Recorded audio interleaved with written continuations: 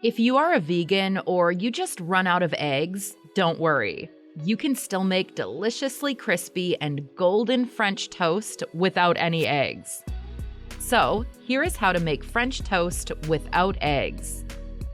You will need half a block of tofu, 1 cup of milk or plant-based milk if you are vegan, 1 tablespoon of sugar, 1 teaspoon of vanilla extract, 1 teaspoon of cinnamon.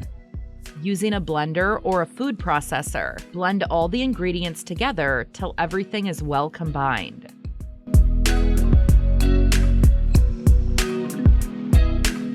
Now, pour the egg-free French toast mixture into a bowl and dip the slices of bread in the mixture, turning them to coat both sides evenly. Using vegan butter, regular butter, or cooking oil, fry the pieces of bread on a pan over medium heat until golden brown and crispy on both sides.